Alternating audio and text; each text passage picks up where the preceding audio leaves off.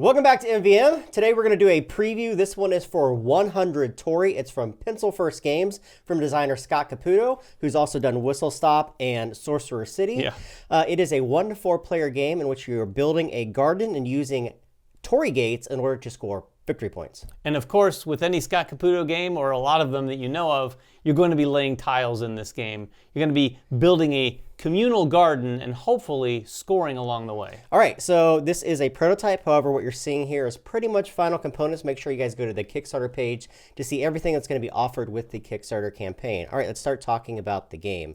You're going to notice that there's a lot of tiles. There's going to be an X number of tiles used depending upon the number of players. So sometimes you're going to take tiles out of the game. You're going to shuffle these tiles up and put them into stacks around the table so people can draw these through the course of the game.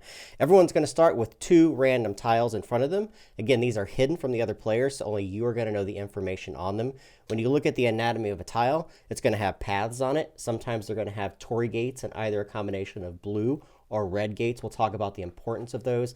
And it's going to have a number of different landmarks. There are 6 different types of landmarks in the game. What you're trying to do is connect these landmarks back to other landmarks that are already on the board, going through gates in order to gain some of these landmark tiles. You're going to start with one of the tiles face up in the center of the board to start the game, and that's going to represent the starting tile that has one of each of the different landmarks on it.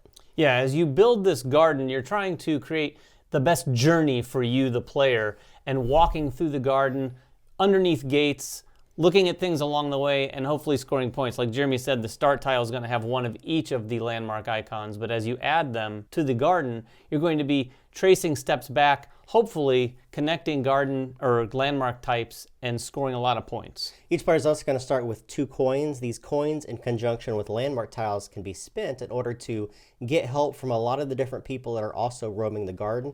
These are going to give you one-time abilities on your turn to be able to place in very specific ways. Speaking of the other different types of tiles, as we mentioned, there are 6 different types of landmark tiles.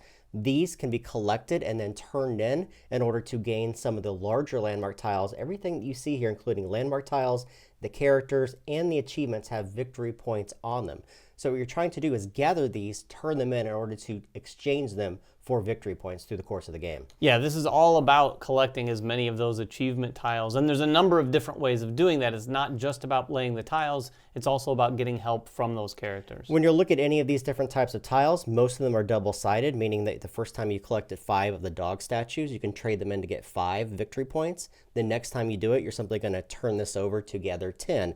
A lot of these work in the same way. Your character is going to go from 2 to 4 victory points, and then with additional 3. And then there's 2 achievement tiles up here as well that are kind of a race in order to gather a variety of different things before your opponents do. Yeah, and those same tokens you're going to be using to get score, you're going to be using to gather help as well. And that's really the decision that's going on here, because you might be collecting tokens, you're close to that 5 or that 10, but then you might have to spend a few to get some help from one of the characters. The final thing are there's 2 different pawns. These are going to represent the samurai and the poet. These are going to be used during the get help action in order to go to very specific locations, either to block other players from using those spaces around them, or to go on landmark to occupy very specific spots. We'll talk about those in a moment as well. All right, so I've already talked about setting up the game. Everyone gets 2 tiles and 2 coins. Each player in turn order is going to take an action. And in order to take an action, they're going to go through 3 different steps. The very first step I'll talk about is called getting help.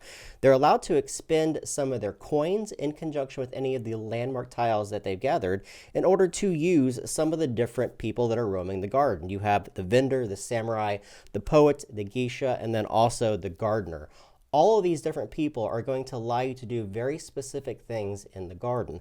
For instance, the vendor himself, if you spend 1 coin or 1 landmark, you're allowed to trade in any one of your tiles in order to put it on the bottom and then draw 2 others. This is going to give you some variety in the tiles that you're allowed to use during that turn. The samurai is the next one, and if you're going to enlist the help of the samurai, it allows you to take this pawn and place it out anywhere on the map adjacent to already placed tiles. This is effectively going to lock that place down. No one can place a tile in that space. So this is a very interactive game. You're going to be trying to do some things on your turn for you, but also some things to make things a little bit more difficult for everyone else. No one can place a tile here, so if it's a very juicy spot that's good to going to potentially link back to that starting tile and score a lot of landmark tokens for someone, you can lock it up with the samurai. The poet, which is the blue figure, is allowed to be placed on top of any one of the landmarks of your choice by spending 3 in any combination. This is going to allow you to block off that particular landmark in order to extend a path. We'll talk about why that is so important in a moment. The last two, the geisha and the garden, are very simple. The geisha is simply going to allow you to place both of your tiles on your turn, which you're not typically allowed to do, only scoring the second tile. And the gardener is simply going to allow you to place a tile on top of another tile with some restriction. You're never allowed to place on that starting tile. You're never allowed to place on a place that already has 2 tiles on top of it, and you're never allowed to place on top of the poet. So those are the different people that can help you during the get help step. The main portion is actually extending the garden out though.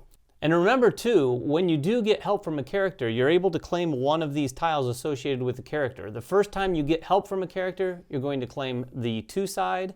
The second time, you'll be able to flip that over and get 4 points. And if you do it a third time, and the first person to do it 3 times is able to take the corresponding achievement tile for that same character, getting even more points. So after you've optionally gotten help from one of the characters, you're actually going to take your tiles and play one of them into the garden. Again, if you use the geisha, you can play 2, but typically you're just going to choose one of your tiles and place it into the garden. For instance, I could place it right here, and this is going to be able to create this lantern all the way back to the starting tile. So it's going to give me 1 lantern type, and then for every red Torii gate that you go through, you're going to get another of that type. For every blue Torii gate you go through, you're going to get any non-matching type. So this is effectively the way you're going to be collecting all of these landmark tiles and hopefully getting to the point where you get 5 and then 10. Now, this is the super important part about the game, because when you connect your landmark to another landmark, it can't be to anyone that's on the garden previously. It's to the closest one available.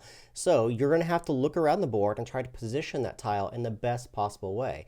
Also remember, you're only allowed to score 1 of those different landmarks on there. If it has multiple landmarks that connect back to different landmarks, you're just scoring for one of them of your choice.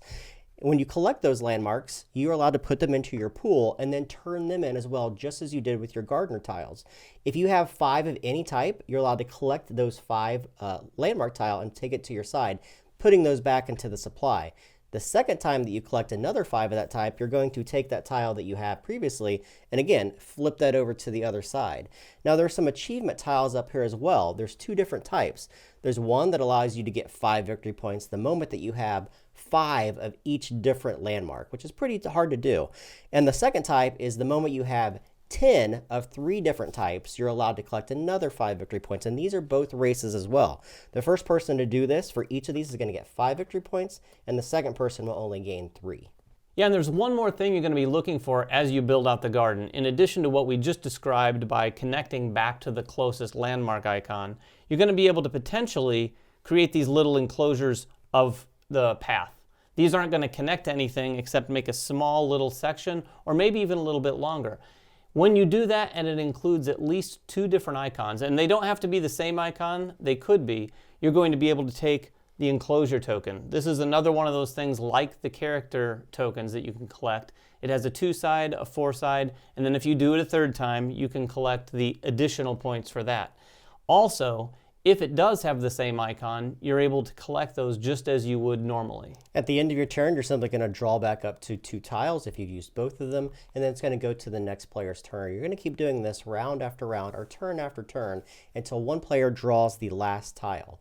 When the last tile is drawn, each other player gets 1 more turn, and then you're going to count up all your victory points. You get victory points for all the different landmark tiles, large landmark tiles you've collected, all of your character tiles, all of your achievement tiles, and all of your other landmarks don't count for anything. And whoever has the most points is going to win. This game is all about trying to make the best paths possible and then using those get helps to be able to manipulate the board in unique ways. There's times in the game where you're going to look around the board and you're going to notice that there's areas that just aren't going to score for you. Maybe this is the right time to use the gardener to place one on top to be able to extend a path. Maybe it's the right time to use a poet in order to block a path to be able to extend something out that you need. Yeah, you're going to be constantly looking at this garden thinking, okay, that's where I'm going to go, and crossing your fingers hoping that other players don't disrupt that situation for you so you can collect the tokens you want. So there's one more thing we wanted to cover, and that's the single player game. We don't usually do this in much detail, but this game comes with this board that represents the other player, ONATSU, that you're going to be playing against. And ONATSU is a tough character. The unique thing here is you're going to be playing tiles as you normally would out into a garden, but on ONATSU's turn, the tiles are going to go beneath this board and stack up under these different sections, scoring her the various achievement tokens that you might collect throughout the game as well. When you do this, you're going to be taking 3 tiles on your turn, using one of them, and then she gets to play the remaining 2 tiles. So effectively, you're not only playing your turn, but you're definitely aware of what 2 tiles you're giving ONATSU because they're going to get her a lot of tokens. So multiple options and ways to play the game, 1 to 4 player. If you have any questions about it, make sure you guys go to the Kickstarter page or make comments below. Follow us on Twitter, like us on Facebook, and everything else that we do, and we will catch you guys next time. Bye-bye.